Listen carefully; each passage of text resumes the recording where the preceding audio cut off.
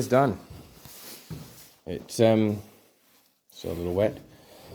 It's not perfect by any means. Land Rover door handle, back door handle, bolt welded on there, shuts. And what I'm going to do is I'm going to put a gate catch thing in here, and then drill a hole through there, and then have it as a, I think, as a place to pin your door back when you want to. I don't know yet. I haven't really decided how I'm doing it. Unless I have something bolt onto there that bolts into there. But yeah, she's done anyway.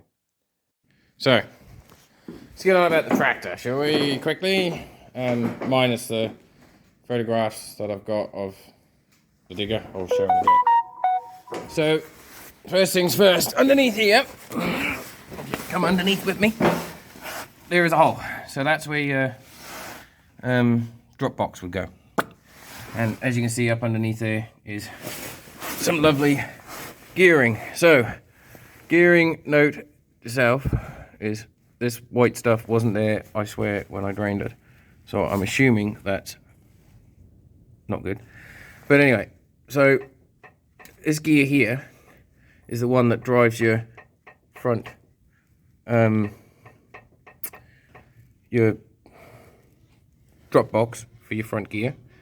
And in the back there, I don't know if you can see, that's your diff crown wheel for the back end. And then there's just loads of holes for those bits. That gear way down there that you can see, that is your PTO one, if I'm not mistaken.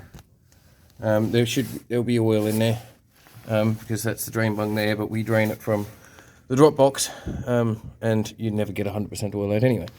So your drop box is fed by hydraulic oil pressure here, and this is the wire that feeds your system. And if we spin around, there's the front prop, front thingy. That is your hydraulic pump, which is fed off that gear right there, and up inside there. So that thing right there, up there, behind another shaft, that is your PTO pack, and behind that again is your, so this would be your top cover for say, so when you undo your top cover you sort of access all this, but if you look just there, there's like a band goes around, and that's what you call your Pto Break. There's sometimes they work, sometimes they don't. I think this one works, I don't know, I haven't got to use a PTO yet, so. So yeah, so that's your pickup tube, or return tube, I think. No, that must be your pickup tube for your hydraulic pump. Or your return tube. Actually, no, it must be a return tube, I reckon. Yeah, God knows. I couldn't actually answer that because I don't generally know. I thought it might be a pickup tube.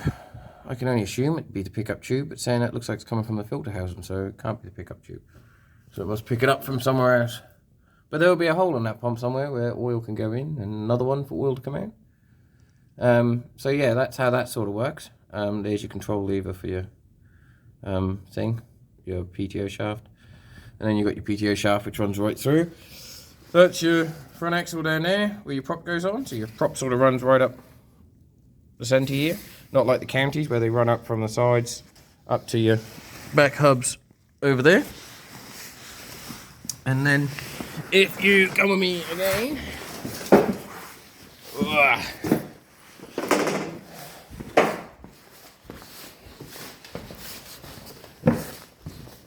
this is your drop box. So this bit goes up. You have a gear that goes on here that sort of runs your clutch pack down at the bottom there. And then inside here, you would have a solenoid. And then you'd have pressure put in here. And basically what it does is this solenoid would squirt oil into this cavus here, through this hole here. And then it fills up the shaft, weirdly enough, but I'll explain that in a bit. This hole up here is just for your wire to go down, because there's actually a plate that goes on here that protects all your solenoid and whatnot. And this is your shaft. So this is the shaft where the prop shaft goes on, and this is where the oil would get forced through. And if you look around, there's a hole there, and then there's another hole here. So you have one of these go on there, so this goes in the front there, and holds it all in shimmy-shom place, and then you'll see two little recesses in there. Well, that's where these rings here sit on, and they keep everything nice and snug, and same as these rings here. And then those rings then eject the fluid out into this compartment here, which weirdly enough shoots it into here, and I think it is, yeah, shoots it into here, and this plate here, which is pressed in place, so I don't want to sit it on there because I might not get it back off again, but there's an O-ring in there. This sits in there and it's pressed in place. It's pressed in place by these here, these three like spingity spongity spring things, and it takes hydraulic pressure. So when there's no pressure on, all these clutch plates here are pushed together, and then it takes hydraulic pressure to release it, and then this basically, when you disengage your four-wheel drive, you'd basically just let that free round, and all that is packed into here.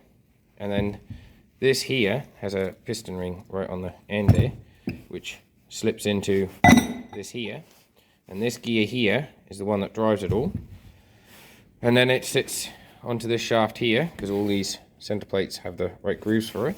It sits on this shaft here, and then it sort of sends it through. To get it apart, you sort of have to knock out your seal. Sadly, I cannot find another seal for this locally, and I can't even find one online. So, and basically when this solenoid here engages or disengages, I think it must engage, sorry, because it needs power to make pressure. It then puts pressure in and then disengages the clutch pack. When you don't want it, this shuts off, and it's sort of, I guessing it must just let the fluid sort of shoot back through this hole here, back into the system, so there's no pressure on the actual solenoid. So it's more like a little diverter. But there's the number of the thing. But sadly, I've got another front axle and drop box to put on from another tractor, and I have to change the front wheels. So, but I have got now the original drop box. I should be picking up either Friday or Saturday for this one. But the spline's worn, and sadly I can't change that, even if I wanted to, because I don't have the seal, and I'd have to damage the seal to get it apart to change the shaft. So it's a bit suckish, but yeah. Anyways, so that's the tractor gossip. So more on that in the next couple of weeks, if I'm not out for the next 2 weeks. There's the digger. This is what I refer to on YouTube, or seen on YouTube, as a $5 paint job, because it involved spray cans. It is literally a rough paint job. It is nothing flash, it's just to stop it from rusting. The reason being why it's a £5, I said dollar because that's what they say on YouTube, but they're £8 a can, £10 a can, some of them.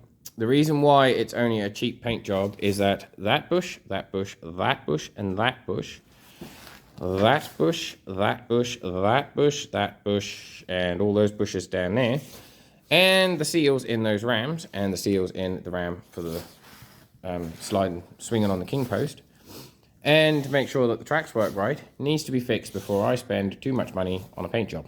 And it is only a working digger. It's not a showpiece digger in my books. So that's another reason.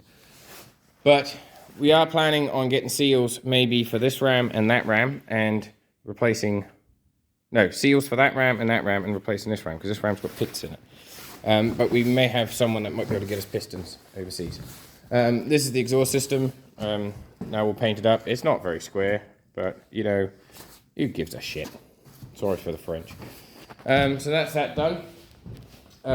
We've also got, what is it, 160 sheep up in the pen by the road, ready for disposing to the abattoir, and those ones ready to go to the abattoir. It's 144 in there actually, to be precise. 4 of them's for mutton, but we'll see. And yeah, we had to bring the truck out because my Rover had a slight diff issue. When I say diff issue, it sort of, yeah, it broke. That's all there is to it, really. I think the bolts come off the crown wheel and jammed up inside. But I think it's just because that 4300 TDI is braking a good 400 horsepower, so it's probably too powerful for taking you in Land Rover. No, just kidding. And here's the dumper. This is the next one that's going to get a £10 paint job, is what I'm going to say. But first of all, I need to get parts for prop shaft and all that. And I don't know what parts I need. So if you can help me out, let me know. I do need a radiator, I need bearings and all that, but I don't know a company that can give it. I think it's a Mac 23. This is the model. Traits Mac 23. So it's Traits all-drive 2-ton dumper. And your steering ram. You need all the bushes for in there. And possibility of a new seat, air filter housing, and bearing for the front diff. Well, I don't know about the front diff yet, but yeah, we'll see. Get it done up and take it to town. Get some money off. It's all about the money. Right?